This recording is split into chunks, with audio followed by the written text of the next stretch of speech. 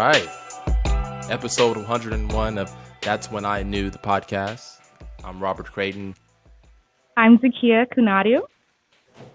We want to thank all of our listeners for joining us on this initial podcast. We're new to this, so this might not be Bear the with best. us. This might not be the best recording for version 1. Please send it over your feedback. But I'm in sales. I'm in tech sales here in the Bay Area. I specialize in selling business to business technology, software as a service, and I've been in sales for the last really all my life since I was 14. But we'll get into that. How about you, Zakiya? What are you doing Yeah. nowadays? So I'm an HR professional. I've been working in HR for a little over 5 years now in different industries, from nonprofit healthcare to professional sports, and most recently working in tech. So it's been quite a journey. Awesome.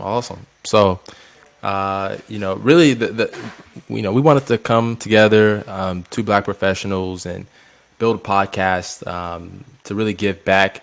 And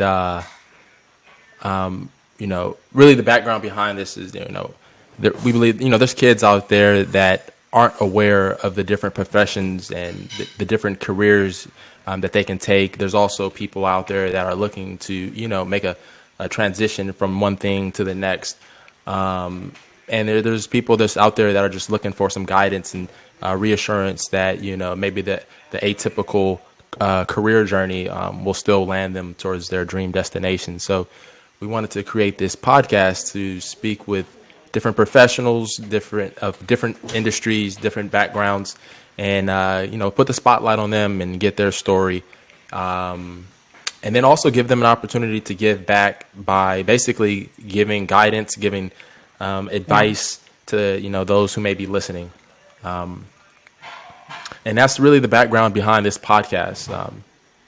Z, you want to add anything there? Yeah, I mean, I think just in general, just to kind of go into like our mission, it's just, and what we plan on doing while we're on this podcast is just talking to different people. Everyone has their unique career journey.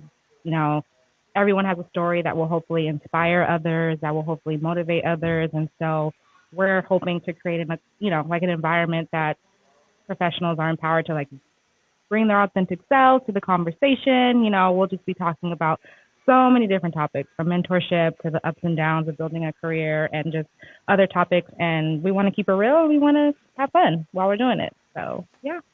So part of the fun is we're drinking some wine, just a little bit. I'm having some Pinot Grigio. What are you I'm having Pinot Noir. Okay. So the bottle that I got this from Target. It's nothing special, but it's called Beauty in Chaos. Oh, So okay. I hope we're in COVID right now, so we're gonna time stamp this. We're on lockdown, and I hope that's the story for this time, right? This chaos, but at the end of it, hopefully, people can become better, stronger. What doesn't kill you makes you stronger, right? So hopefully we can find the beauty in all of this. Yeah, I mean, I think this is the perfect time to start a podcast, to hopefully inspire people. There might be others who are feeling a little down with the job market right now. Things are just crazy. So hopefully, this will bring a little bit of joy. Yeah, definitely. I mean, I think that's a good segue into, the inspiration behind this podcast, because, I feel like, man, everyone wants to be a rapper or an artist or an athlete. Now the new athlete or the new artist is a podcaster. Everybody wants to be a YouTuber or a podcaster. So, why don't we talk about the inspiration and how this all came together? I can start it off. Yeah. So if you're wondering the title, That's When I Knew. I became inspired listening to a Nipsey Hussle song. I'm a big Nipsey Hussle fan. Rest in peace. He was a great artist, great person. Overall, just a great role model for a lot of Black youth, especially looking up into entrepreneurship and entertainment. And he has a song called That's How I Knew. And essentially the song is about, basically being able to speak things into fruition and and then also just being confident in where you're going ahead in life. I'm doing a horrible job giving the song justice, but I recommend you all listen to it. It's also the Yes. instrumental that plays on our intro. And so I just started to think, just also reflecting on my career in sales and technology and here in the Bay Area and how I got to where I am. And I just was thinking like, wow, there was really some times early on in my life that were like foreshadowing that this would be something that I could potentially be good at is sales, right? And building relationships with people in Yeah. the tech space. So, I was like, wow, I mean, I wonder if other people also have those aha moments or those moments where they're like, wow, this is what I like. I was playing Legos when I was 3 years old. Now I'm an engineer building stuff, things like that. Yeah. So yeah, that was kind of my thoughts, the inspiration behind this. And I found a great co-host in Z. And Z, why don't you share, how this kind of aligned with your goals and what you were looking to do as well? Yeah, for sure. So I wanted to start a podcast. I didn't know how to get started. I didn't know what I was going to do. Like, I just had the thought, like, start a podcast. And then I think, Rob, like, you posted something on Instagram and you were like, oh, if I interview professionals, like, would anyone be interested? And I'm like, bet, like, it just worked out. And then we just started talking, and then we both just had ideas, and it just kind of aligned. And for me, like, my podcast was going to be very similar as far as just like wanting to make sure that, there's a voice for people, and, giving out inspiration and just thinking about all types of different careers. And it was more so just going to be kind of tied to like a business idea. It was just going to be like a subset of it. But yeah, it just ended up aligning. And I think for me, what's really important is that people want to be aware of the different opportunities out there. And I'm in the business of like creating opportunities. Like, I work in HR. I've done recruiting. I've done like onboarding, where you're just getting started into a company. And there's just so many different areas. And I know, me being, a Black woman, there are times where you feel like, I don't know how to, make something happen. I don't have the resources. I don't know how to write an email. I don't know how I can get into these big companies. And for me, I had no idea I'd be working at like Twitter and working for like the 49ers and all these different companies. Like, I just didn't even know that was like a possibility. And so now that I'm in it, I'm like, if I can do it, like anybody can do it. So just to be able to tell my story and, help people network, and yeah, just let them know that it's possible. Yeah, that's awesome. I mean, so all the viewers out there or listeners, if you're watching this on YouTube, Spotify, whatever, I recommend you go check out Z's LinkedIn. She's like got an all-star lineup of companies that she's worked for, like some of the biggest companies in the Bay Area, in the Yeah, world. She's worked there, so definitely glad to have you as a co-host. And yeah, yeah, I'm looking forward to embarking on this journey, and all the insights and knowledge and wisdom we're going to capture on this show and be able to yeah, share with our definitely. network in the world. But I'd actually like to just start from the beginning and allow our audience to get to know us a little bit. So I mean, if you For don't sure. mind sharing, can you tell us a little bit about like where you grew up, how you grew up, and also how your upbringing has kind of affected your approach to building a career? Yeah. So I'm originally from San Diego, from Chula Vista specifically. It's like 5 minutes from Mexico. But for me, growing up, I was always just like the only Black girl in all of my classes. Like, there was, I didn't see a lot of me. Like, all of my friends were, they weren't Black. And like, growing up, my parents were always just like, you being Black and a woman, like, you're going to have to work just as hard or harder, And so my upbringing, like, my parents always had me busy, like extracurricular activities, whether it's sports, whether it's music, whether it's joining different like professional networks. Like, even in high school, I was part of this thing called Pathways to College. I was part of this leadership development program that was put together by a sorority called Delta Sigma Theta. And from there, it was just like, because I was constantly busy and because my parents were constantly telling me, hey, like, in order to make it in life, like, you are going to have to work hard and even harder than the next person that doesn't look like you. And at first I didn't really understand it. I'm like, well, what do you mean? Like, we're all like everything's all good. Like we're gonna have the same opportunities. And like the older that I got, I realized like that's not the case. Like there could be a job where I'm just as qualified as somebody else, and I may not get that position or I may not get the job. And so for me, I just always had it in my mind like I constantly have to be better. I have to whatever it is that I need to do, whether that's take on an extra skill, whether that's to go to like different networking events, whatever the case may be. Like I knew that I need to put myself in a position to where make shit happen. Really, honestly, that's just kind of how it is. And so watching my parents, both of them were correctional officers, and so they're pretty strict. So that kind of also ties into like not having time to like do other things and just staying busy. But I knew that I didn't want to go into like that type of career or then to that type of like realm. So I really just had to kind of figure out what it is that I wanted to do. But yeah, that's kind of a little bit about me. Where did you grow up, and how has that Affected me. Yeah, affected your approach to work? yeah. So I grew up in the Bay Area, specifically Oakland. In Oakland, I was actually, let me take a step back. I was born in San Mateo in the peninsula. My mom was Okay. born and raised in San Mateo. My dad's family is from Oakland, and so that's where I was raised. And Oakland is a very beautiful city. It's full of culture, Got it. and a lot of people who come from Oakland like have like this type of pride. Like for example, I remember in being in elementary school, and there were times where like I moved around a lot as a kid. Not the most stable household, but moved around a bunch, went to different schools in different cities, and kids would always want to be from Oakland. They would say, "Oh, I'm from Oakland," like their grandparent might live in Oakland, and so there was just Yeah. a thing like where being from Oakland, you had a bit of pride about you, and Mm. you carried yourself with respect for the most part, and that's Yeah. just kind of for the most part how I feel about how my environment has shaped me. But although Oakland is full of culture and love, and it's such a diverse city, my high school was a lot of Latinos and Hispanics, and of course African American students. It was also a city where obviously there was some violence and some not so Yeah. good things, and I never lived in the good part of Oakland. I've always lived basically in like the tougher parts of Oakland. So Yeah. there was a part of that where it's like you have to kind of rise above.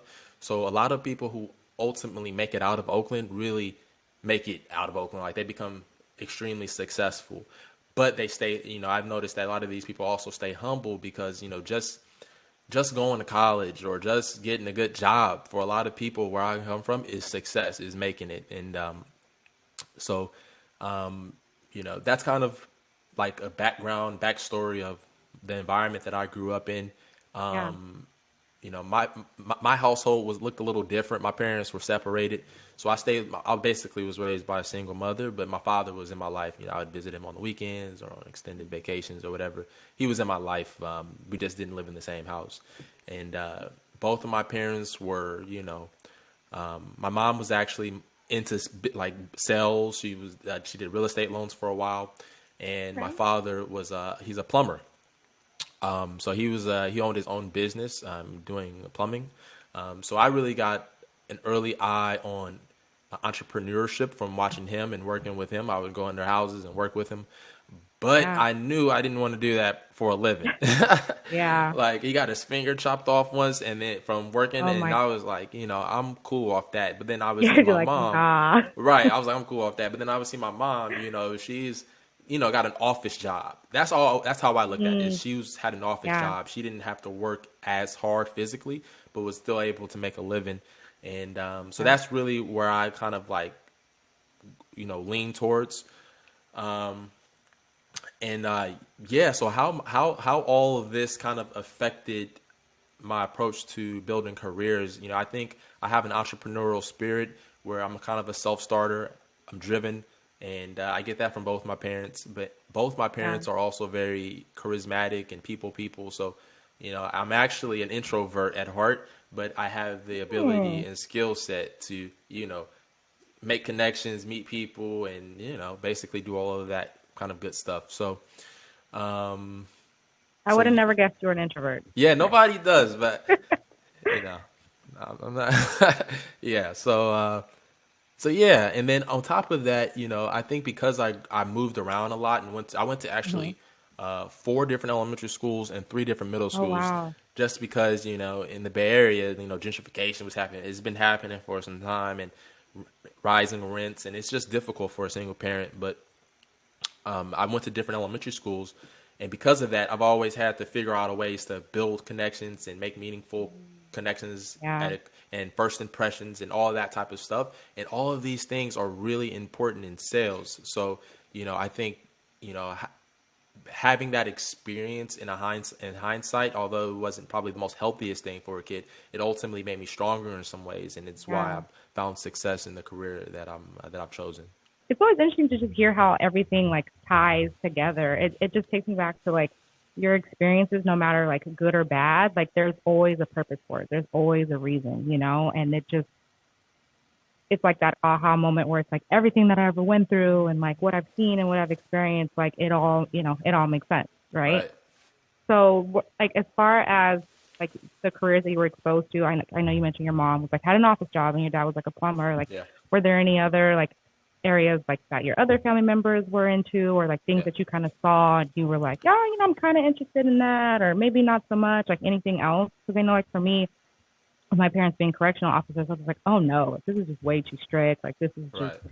that's too much. And then then my dad also was doing like I wouldn't say odd jobs, but like there were times where he was like working in like office buildings late at night and like taking out like the trash. But then he also had like I don't know, he did all types of stuff. To be honest, I don't even know. I just know he was always busy and always like on the computer and on the phone doing some like stuff with like Trying to get finances the and yeah, trying to make it loans happen. and yeah, just literally trying to make it happen. And Yeah. it's like, all right, that's cool. So I was like, is there anything other areas that you were exposed to? Yeah, I mean, and this is actually part of the inspiration for the show. Because unfortunately, a lot of kids that come from where I come from, there's even some that are much less fortunate.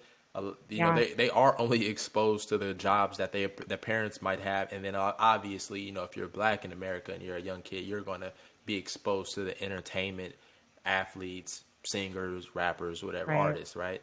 And then of course, doctor, lawyer, like that's everybody's parent. You want to be a doctor when you grow up. You got to be a lawyer. You know what I mean? So, Yeah. but other than that, that was really it. When it comes to business, I really didn't know much about like corporate America.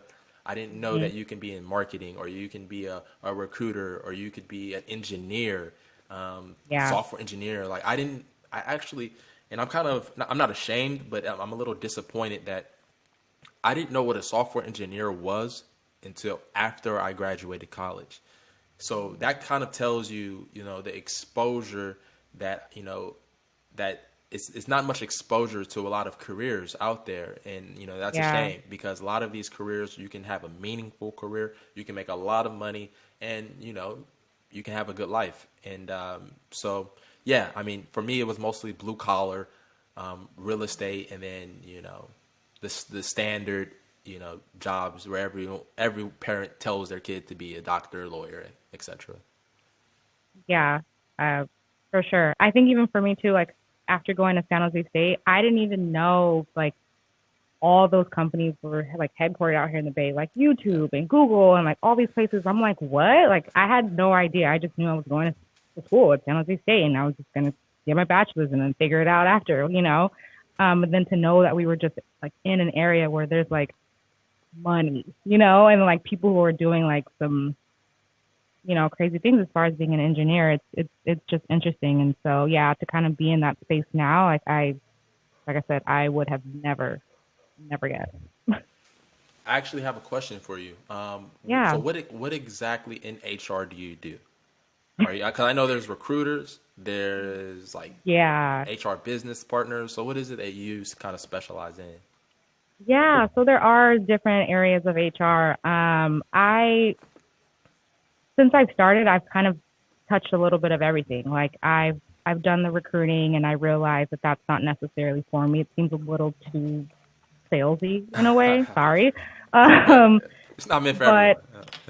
but yeah, and then I've done, like more so of like HR specialist where I'm focused on, onboarding and making sure that people are being integrated into the company and making everything look great as far as like, welcome to such and such company, here, here's what your first couple weeks are going to look like, just kind of setting them up for success for their first couple of months.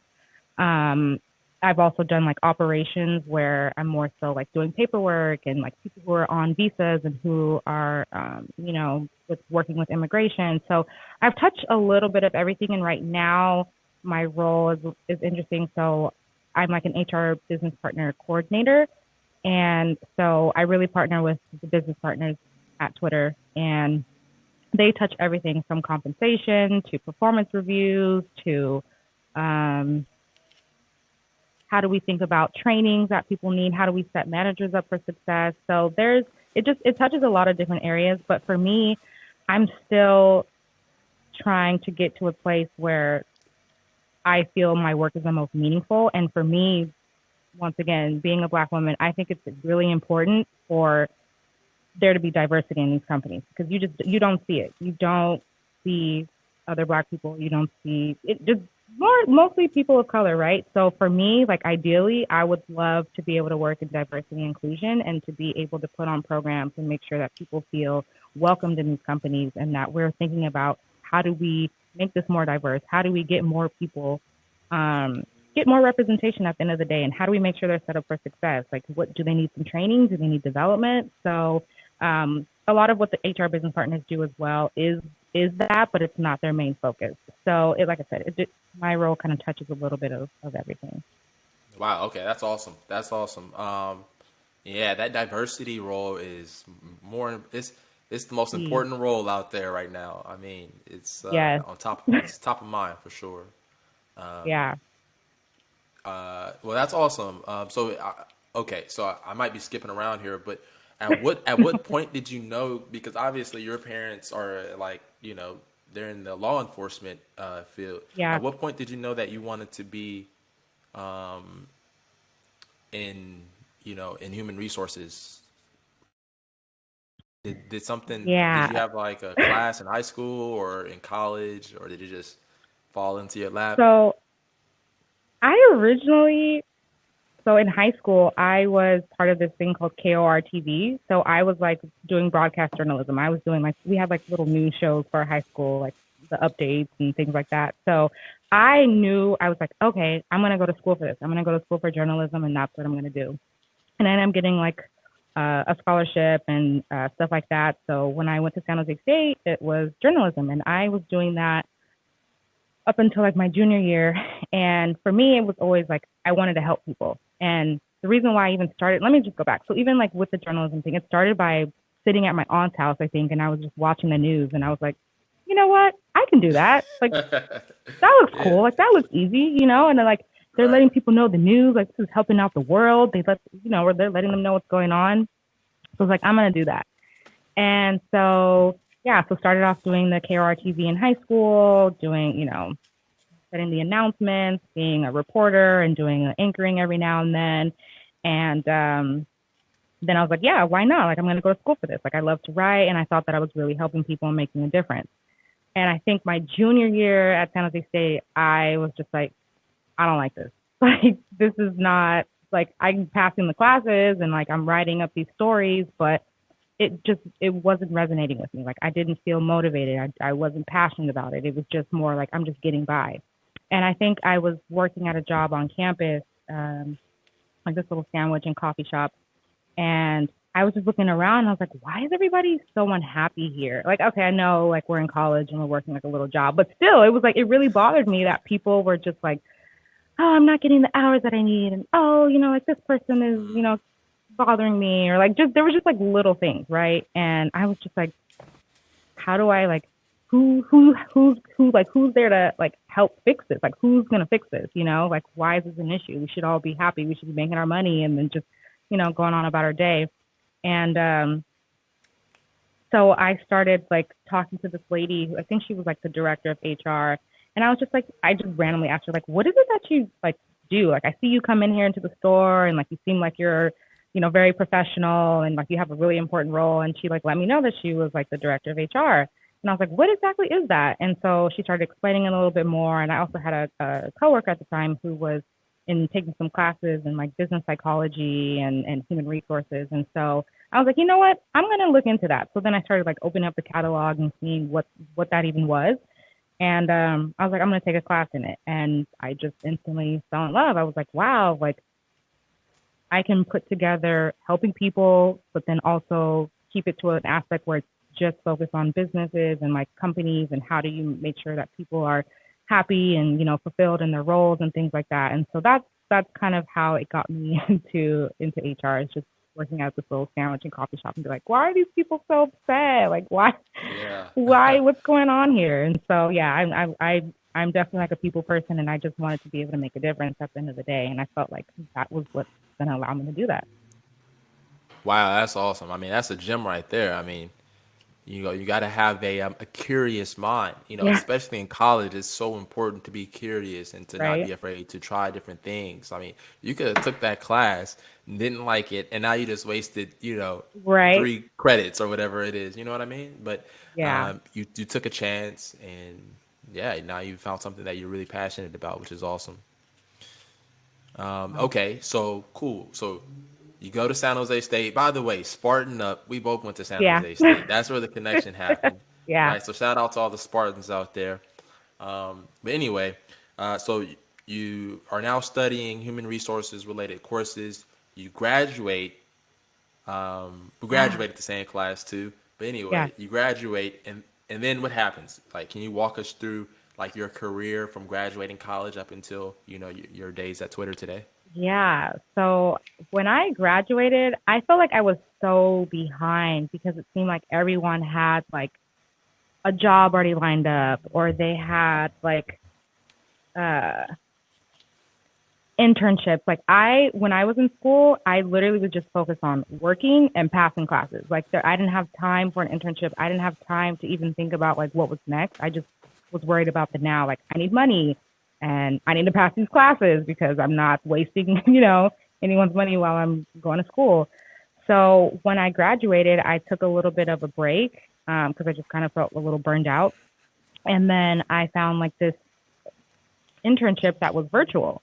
And so that was a little different for me because I was like, like how does this work? And so it was at the time it was called Super Interns. And so it allowed me to get an introduction to like what it would be like to work in HR. So I worked as a coordinator, helping to onboard people into the company. I also got a little exposure to recruiting. We were using Chegg to like reach out to people and check out their resumes and ask if they were interested in different types of internships, from marketing to finance to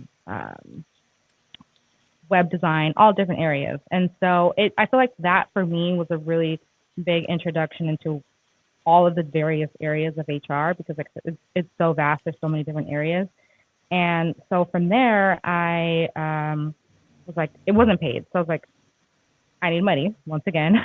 So I ended up um, working with like a staffing agency. And so they were able to just like get me jobs here and there, a couple of hours. I ended up working at Box, which is, I want to say like computer software, but it's a tech company based out here in the Bay Area. And I was working as a temp receptionist. And that was like my first introduction to like being at a tech company and seeing like all the cool, they had like slides and like, those huge cafeterias and, the free Yeah, sodas and all Fox those is a things. nice company to work for sure. Yeah. And I was like, oh, okay, like this is cool. Like I wanna like how do I get in here? So I was always just like putting my, best foot forward, even though I was just a temp, I was just like, okay, I obviously if this is something that I want to do, I need to start talking to people and, even the people who Yep. are full time, how did you get here? Like what do you like about the company? Tell me more about it. Just trying to network and create those connections and build relationships, right? Um, and although like nothing kind of came through from that, I ended up getting a call, I think on my lunch break from this staffing agency, and it's for a full-time position as a hiring coordinator. And at that point, I was just like, I don't care like what the company is, what they do. It's a full-time job. It's in HR. I'm going to take it, right? Because I was still new to HR. It was very new to me. I didn't have that practical experience. Of course, I, took the courses, but I didn't have like hands-on experience. Right. So it ended up being like a healthcare staffing agency. And that's where I learned so much about just like business and, how to be a professional and, what it is to work in HR. And so I'm so thankful for that job. And I really worked my way up, and I made really good connections with like my managers and with my fellow coworkers. And they even like some of my managers helped write like my letters of rec to get into my master's program for HR. So Oh, nice. it's just one of those things where, yeah, I honestly worked my ass off and I ended up getting a promotion. I want to say like after like 10 months or so, 10 or 11 months, um, as a HR specialist. And yeah, from there, it just kind of took off. After I was there for over a year and a half, I was like, all right, well, what's next? Like I felt like once I kind of got that foundation, I was like, okay, what's next? I also wanted to, make a little bit more money living in the Bay Area. I mean, Of course, it's it's expensive expensive, so out I here. was Yeah. like, let's look for something that's gonna, pay a little bit more. And I saw a job posting for the San Francisco 49ers on LinkedIn, and I just applied. And I honestly didn't think anything of it. I was just like, oh, I'm gonna apply, but whatever. I'm like, it's the 49ers. Like, they're not gonna reach out to me. And like, they did, and I was like, what? Like for real? Like, is Yeah. this Right. real life? Right. And and yeah, so like I said, I went through the interviews and I ended up getting the job, and that was my first introduction into like feeling like I was working at like a big name, type of place. Yeah. And there were I times bet where I you was, had a bunch of recruiters reaching out to you once you got that job. yes, yes. So it's like it's crazy because as soon as you start working at places that are like well known, then that's when like the floodgates open and it's like everyone's reaching out. I don't know like why it seems like once you have like a big name attached to your resume or to your LinkedIn that Yeah. people are more I think that's interested. one of the problems with sidetrack here, but I think that's one of the problems Yeah. with corporate America and Mhm. recruiting. Like they're looking too much for credentials. What Right. school did you go to? Right. Where did you work at? Right. Mhm. And a lot of this is why we have it's so hard to build a diverse and inclusive company because they're Yep. focused on going after these people with the credentials. When Exactly. in reality, some of their best employees could be the folks that had a less than traditional path, or people who went to a local college, community college, because these are Exactly. the people that have the drive and the grit and the and A then hundred just percent. those intangibles that you need to be successful. Anyway, Yeah. uh, so okay, so that's awesome. So you went from Facebook, excuse me, you went from the Niners to Yeah. Adobe and then to Twitter. Yeah. And the job Okay. with Twitter, it I actually had been applying to Twitter for years. Like I want to say a couple years I had been trying and I was just applying just like blindly. That's usually how I've gotten jobs is just applying through LinkedIn and you know, Oh wow. Okay. by the grace of God, like, they reached out and it's Yeah. like, hey, like thank you. But for whatever reason with Twitter, just it wasn't working out. I wasn't getting callbacks. That was like a first. That was a little bit of a shock to me because that's just how I've always gotten jobs. So luckily with Twitter, I have a really good friend who worked there and he referred me and that referral ended up working out. Right. And, the process went by really smoothly and quickly. And that's another thing that I'm really thankful for is the fact that like having referrals. And that's why I think it's another important piece is you got to talk to people, right? You got to Got reach to out talk to to who you people. know because it's not always like what you know, but it's like it's who you know. Who you know? And Right. sometimes you can't have, for me, I'm a really prideful person. I was always like, no, I'm going to get the job on my own. I don't need anybody's help. And I realized like that's not always the case. Like you're going to need people who are, are on your side and people who are willing to be like, hey, I know somebody who's great. Let me introduce you. And that's where it's important, like I said, to talk to people, build relationships, reach out to those that you know who may work in a company that you want to work at or in an industry or whatever the case may be. Like you have to talk to people and you can't be too prideful to say, hey, I need help or hey, like I'm interested in this. So Yeah. No, yeah. that's important. So that's how I And ended up at Twitter. what a lot of people don't know is that, like, a lot of these, if you're in corporate America, a lot of these, especially tech companies, they will pay you to refer someone. Yes, they So if you will. have a friend that works at Facebook and you're Yeah. a software engineer, like you should, because then they'll get 1,000, $10,000 sometimes for Yeah. referring you to that Mhm. company. And on top of that, most companies do rely heavily on referrals. You got to imagine like the companies are getting hundreds, if not thousands, of applicants for every role. Yep. So a referral will definitely have you stand out, and it'll at least probably get you to a conversation with that recruiter. 100%. But I'm similar to you. I've gotten actually all of my jobs from just applying. I think I've mastered. I actually just applied to a bunch of companies, and Yeah. whoever's hiring is hiring. But that's a story for another day. I mean, but my career journey has been interesting. It's been fun. My career actually I would say starts in high school. I got my first job when I was like 14 years old. Oh, wow. Yeah, I was into recreational sports, but I was just never put into organized sports growing up. Mm. So when I got into high school, I wanted a sidekick. I wanted to have Jordans, nice clothes, and having single parents, they're not able to like really afford these things. So Yeah. I got a job going door to door selling newspaper subscriptions all throughout the Bay Area, Mm. and I was the top guy. But I also want to. In high school, I joined this program called DECA. Okay. So, this they have this program at different high schools throughout California and actually throughout the United States, and it's basically like a club where you get to take special classes around business and Yeah. marketing and entrepreneurship, and that's really where I was like, okay, this is what I want to get into. Like, I want to Yeah. be in the business world. And going into college, San Jose State, I majored in sociology. I actually wanted to study business, but you know, my GPA wasn't the best coming out of high school. Okay. The school was very impacted, Yeah, so I was I gonna got a say it was degree. probably impacted. It was very impacted, Yeah. and I really one of my like I was in the mindset of move fast and graduate on time. A lot of people were graduating in like 4.5, 5.5 years, and I just thought it would be an accomplishment to graduate, which is okay, Yeah. right? But I just thought in my own mind was like I want to graduate in 4 years. So Yeah. I had a kind of like a dual degree in sociology and business, which is really a blessing because it kind of is like a yin and yang type of education where they really complemented one another. Um, but you know, in college, I also worked to kind of support myself, similar to you. I got my first job while in college for a company called REC Solar, and Okay. they're a residential solar installation company. They were based in Sunnyvale, and man, I remember my first like the interview. So I didn't have a car, and I applied on Craigslist. It was the winter, and during my interview, it started raining on my way to the interview. So I'm taking the Oh. bus. I'm Oh walking in gosh. the rain, and basically I showed up like 2 hours late.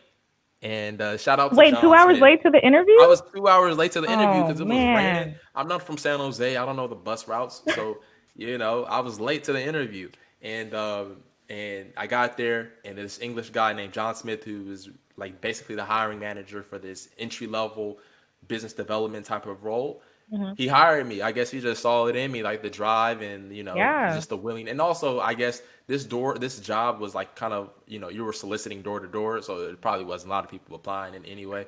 Um, but yeah, so I worked at REC Solar from my sophomore year up until graduating college. And they ended up getting a partnership with Costco, so I stopped doing the door knocking and was like doing business development Yeah.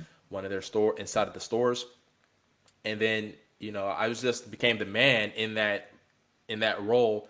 And my boss at the time, she was like, "Hey, the company is growing. Solar was like booming." And she was like, I will, we're going to be having a full time position where you'd be the lead business development representative. So I was like, okay, cool. I'm graduating. I need a full time job. Did that, and then long story short, the sales manager. So and he was also one of my early mentors. He saw something in me. He was like, "Hey, Robert, I want you to be on the sales team. So instead of setting appointments for the salespeople, you'll Yeah. actually be going to the homes and closing the deals." And I was the youngest person. I think I was 21 or 22. The next youngest person was like in their late 20s. So you can just imagine I'm just this young kid about to get Yeah. into a full sales cycle role. Killed it. I was like the number one guy. I was breaking a bunch of records. I was not Okay. only the number one guy in like the team, but I Yeah. was also the number one guy like in California multiple months. And I was just Wow. finding a lot of success.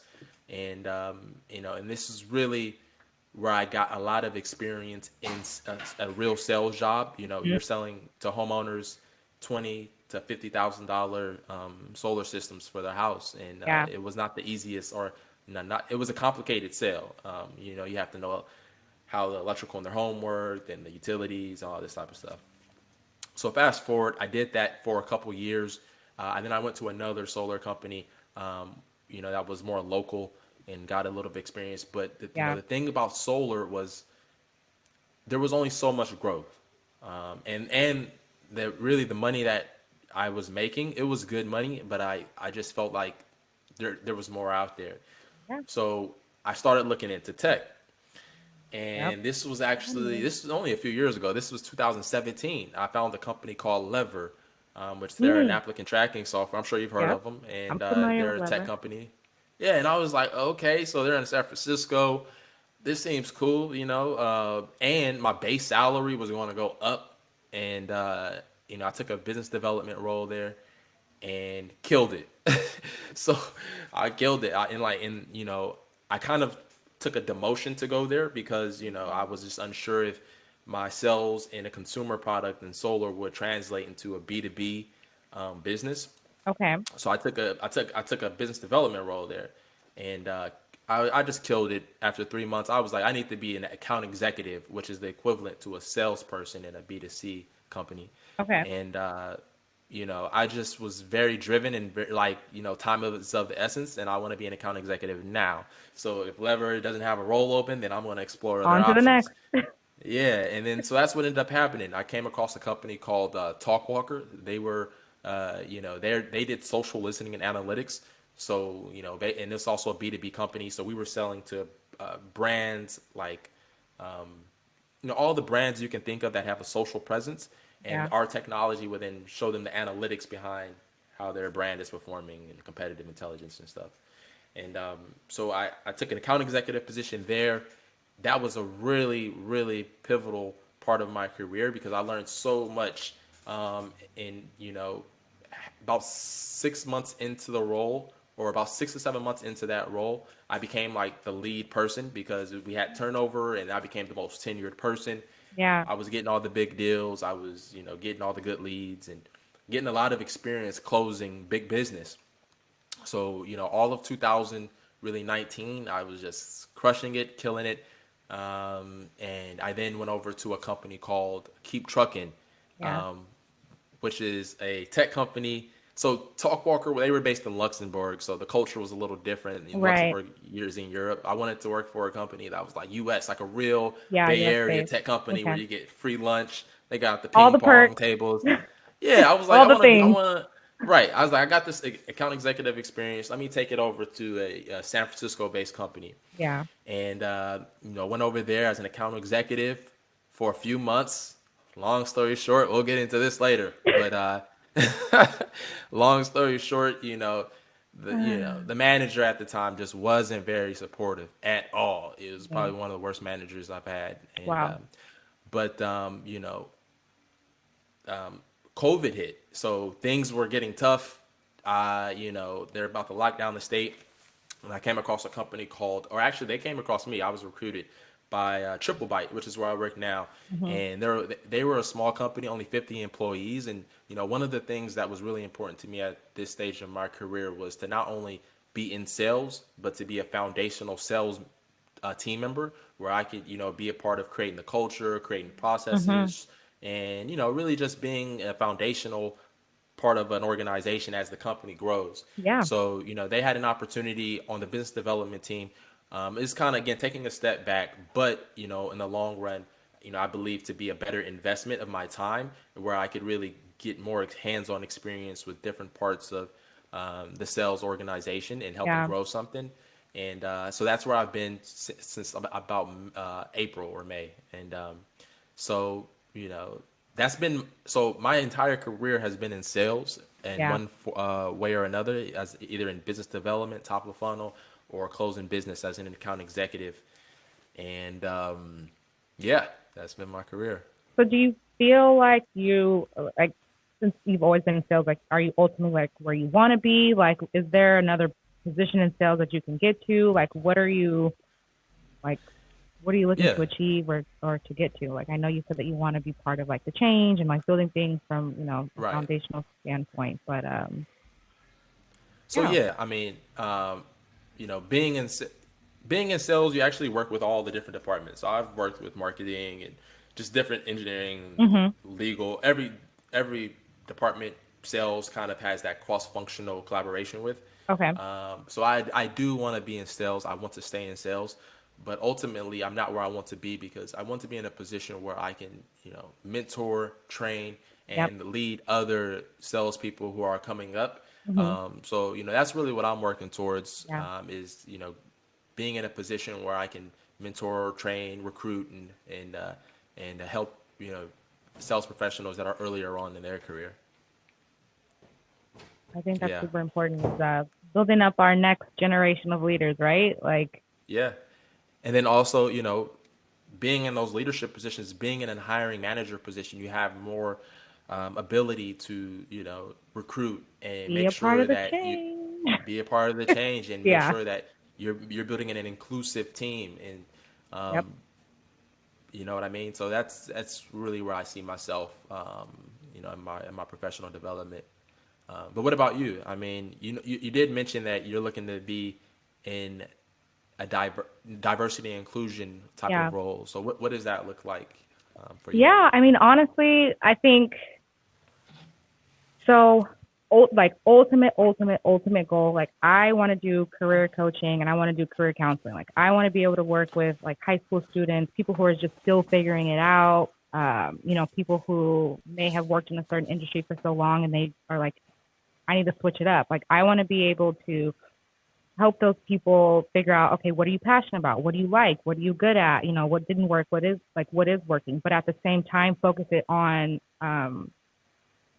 underrepresented communities because at the end of the day, like I said, these companies, and just from my experience, always being like the only one, it's like something's got to change about that. Like that, this doesn't make any sense to me. So I feel like if I'm able to provide and help people with build up their skills, their knowledge, and their ability, there's no reason why they can't make it into these different types of companies. And so I think by working in HR and having that foundation of understanding like what companies are looking for and understanding what recruiting looks like and what hiring managers look for at a resume and just how to navigate like working in a corporate environment by moving over into diversity and inclusion, I think that'll then help me tap into, understanding what it's like to make sure that there are programs in place that are inclusive for anyone, whether it's like regardless of your race or, your sexuality and your religion and all of those types of things. I feel like that's going to help me then be able to do that career coaching and that counseling so that way I have like that diverse realm of like HR, but then you're focused on like a specific type of like demographic in a way. And then just knowing like there are areas that people can develop because some people like right now on the side, like I help people with their resumes. And that's something that I enjoy doing. And when I find out that people like can get a job, it's like, oh, okay, like I helped you with that, like that's what's up. So it makes me feel good knowing that like I was able to play a part in that and, help somebody get to their, to their dream job, whatever the case may be. So, I mean, I definitely have a ways to go. I'm sort of impatient, but I've realized that, you just gotta like enjoy the journey and you just have to Enjoy the take those journey. little steps to get to where it is that you want to be. And it may not always be like, okay, I said in 2 years I'm going to be a program manager, and by this fifth year I need to be working as a director. Like I always had like that mindset, and I realized like I just needed to take it for what it is. Put in the work, talk with people, like do extra work. So like I said, I help people with their resumes on the side, but then I also started doing. Started working with Braven, which is like a nonprofit company that they're specifically helping underrepresented students at San Jose State, and they do like a couple of other schools. But I was partnering with San Jose State, and I felt so fulfilled being able to work with these college students who were still figuring out what it is that they wanted to do, and to be able to say like, okay, let's take a look at your resume, or like let's work on your elevator pitch, or let's really talk about what is it you want to do. What is it? What's your major? How do we start looking at different careers that are available and what's out there? Like to me, like that was really fulfilling, and I did that after already working like my 8 hour days, and it was like a 2 hour course. Um, so I was That's like with awesome. these. What was that? That's awesome. Yeah, it was like That's two awesome. years. Sorry, 2 hours after in my day that I was taking, and I just got so much energy from it because I really felt like I was making a difference, and being a mentor to these students. And I wish it was something that I had when I was going to San Jose State, because I not that I was Right. lost, but I didn't have anyone to say like, this is how you set up your resume and this is what you do. Like I would go to career fairs that they would have, but um I don't think I had any type of structure to say like, let's look at these different types of careers, let's look at your resume, this is how you do an elevator pitch, just all of those things. So Yeah. that's what I want to hopefully do is to do something similar to that nonprofit company that I was working with. Okay. Yeah. Cool. Well, I mean, speaking of giving back and like working with youth, is thinking about your younger self. It doesn't have to be too young, but looking Yeah. earlier on in your career, if there's one piece of advice you would give to yourself, what would that be? Hmm. I got a couple pieces of advice I'd give myself, How but I'm about gonna you? just How give about you one. go? Let me ponder on that a little bit. You go and Yeah, drop I some mean, gems. I would say for me, similar to you, like I'm driven, so I like Yeah. think something that's really made me stand out and find success is also I potentially could have been a detriment. So, Hmm. the fact that I'm so driven, for example, when I went to Lever and left after 3 months of being in that role, Yeah. that some could have looked at that as being impatient, right? Maybe I could have stayed at Lever for another five, Yeah. 6 months and got an AE position there and really grew with that within that company because some of the people that I started with at Lever, they ultimately uh, we got those promotions. We started in the same role, and today, 2 years later, they're at just where I'm at, if not more, and they stayed at the same company. So, Yep. Yep. everyone has their own path, but I would just say to myself is, don't be too ambitious. I mean, it's good to be ambitious, but also have the wisdom and speak with people and know when to kind of stay in your place and let something come to you rather than always going out and chasing something. So I would Yeah. say that's the piece of advice that I would give myself earlier on in my career. Yeah. I think we're really similar. I was really impatient with all my roles. I felt like if I wasn't moving up, I was like, all right, I gotta go. Like, Peace. it just I don't know why that was, but I just felt like I couldn't sit and stick with it and just be like, no, because I felt like I had so much more to offer and I felt like I could be doing so much more. And I got impatient. So like, I agree with that. I would probably say, I don't know. I think some advice would just honestly be like, be open. And what I mean by be open is just like, be open to what else is out there as far as like, don't be afraid to talk to other people and to understand like where others are coming from and what different types of careers are out there, and just like really just get exposed to all of the many things because there's so many areas, and it's like I think we all have our different strengths and our different passions, and I think you don't really know what's out there until you start talking to people and you put yourself out there. Because I know, like for me, I'm always just like, no, I'm just gonna like stick to myself and like I'll just do like some Google searches or whatever. It's like no, like get out there, like talk to people and really understand like how people got to where they are. And just continue to network and continue to build relationships. Because I think if I probably would have had more like referrals, I probably would have gotten to some better companies or better positions or whatever the case may be. But I definitely think at the end of the day, like never be afraid to be open and to talk to people and just accept like all the things because you're gonna learn so much from other people and step outside your comfort zone. Yeah, and at the end of the day, you were meant to go on the path that you were on, right? So Hmm. everything happens for a reason. For And look at sure. us now. We're a podcast Right. host. Right. All right, but well, the name of the show obviously is That's When I Knew, right? Yeah. And I feel like it would be good to, as we come to a close, to really think about our life and where we are so far. I mean, we're still young in the grand scheme of things, But Yeah. I think that there has been some foreshadowing, right? If somebody was making a movie about our lives, there would definitely be some foreshadowing Yeah. early on in our careers that really were, again, like sample or examples or samples of the our potential and what we could potentially be later on in life. So, I can start off with this question, but, for me, it's going back to just, earlier on when I was 14 years old and I was going door to Mhm. door selling newspaper subscriptions in a fully commissioned job, where there's no hourly rate. You only get paid if you make a sale. And at that time earlier on in my career, I thought I wanted to be in human resources because I just knew I liked working with people. But Yeah. really, my calling has always been sales. And before I pass it off to you, I do want to kind of talk about the stereotype of salespeople because some people might be saying sales, like what's so meaningful about that? Well, I'm not talking about like selling used cars. I'm talking about Yeah. helping people see their dreams and helping them solve their problems. That's what sales Yeah. is all about.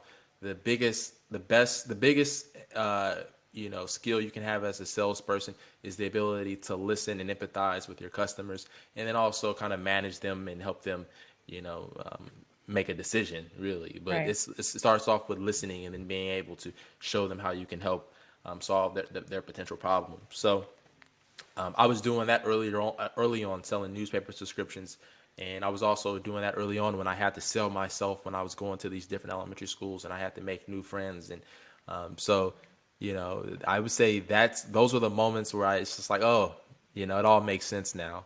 But what about you? Yeah. I think for me, um, I think just growing up, I always have paid attention to like the underdogs or like the people who were always like it started like in elementary school, like the kids who were getting like bullied. Like I was always like, I'll be your friend, like I'll be here for you, like had like let's talk through this, like what's going on. Like I was always that person, like if there was like somebody who was just an outlier or whatever the case may be, like I was always like, well at least like you got me and I got you. Um so it's like little things like that and then just like I said when I was working on campus and I just saw that like people are always upset. Like I've just always paid a lot of attention to like people who maybe like getting mistreated or they're just not like happy in certain positions. And I thought I was gonna go into at first I thought I was gonna be like a counselor. Like I thought I wanted to be like a psychologist because I was always like, well, always people always come to me for advice or they always are coming to me like I would have like close family friends who would be like, oh, my daughter is getting ready to go into like high school and getting ready to go into college. Like, how do we go about like the college application process? How do we go into like studying for like SAT? Just like all those different things. Like it was always like I was always that person where it was like a resource. Like I always served as a resource to someone.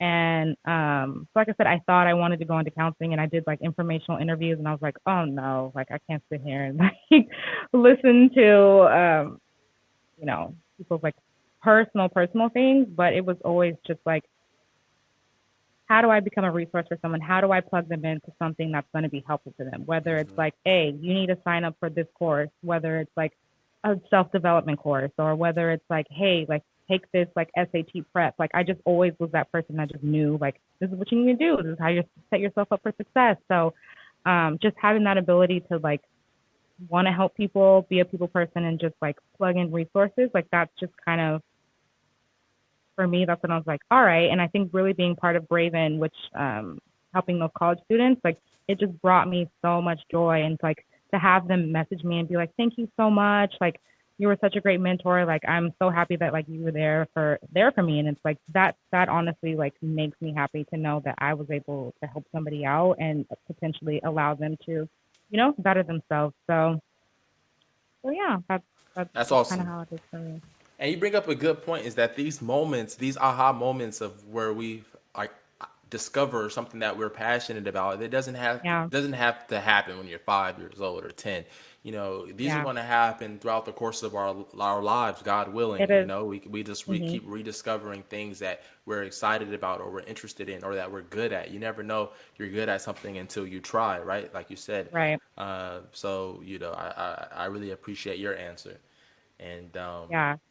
yeah, No, I was also just gonna say, like, I think everyone has like their different type of motivation, right? Whether they're money motivated, yeah, whether it's like they're hoping to just like feel inspired by something. I think like for me, of course, it's like, yeah, I want to make money, but the older yeah, that I've gotten and I've worked in different companies, it's like, okay, like I'm making the money and I'm doing what I need to do, but like I'm not fulfilled by it, or it's like it just doesn't. I don't feel like I'm serving a greater purpose. Like if I'm not helping somebody else get to the next level, then then what am I doing it for? Like it to right, me it doesn't make any sense. So right, yeah, I think everyone it's important to really understand who you are like as a person, and then to be able to know like what am I good at, what are my skills, what am I passionate about, and then yeah, create your career from that. And it doesn't have to be something where it's in corporate America. It doesn't have like it could be any type of interest that you have, like it whether that is music or whether that's cannabis. Like it doesn't matter. Like honestly, like you yeah, can find a way to make things work, but if you're passionate about it and it's something that you're good at, like you can make something out of it. It does not matter. And it's like there's never just like a one way. There's not one path. I don't believe in that. I think that everyone has their different areas and their things that they're good at, and at the end of the day you make it work. And yeah. yeah.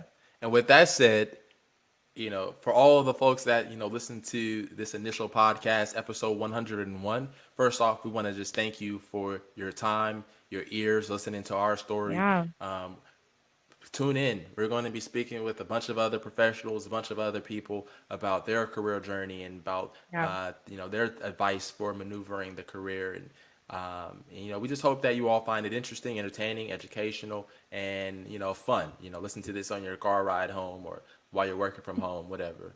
But yeah, thank you for checking out the podcast. And until next time. Yep. Until next time. All right.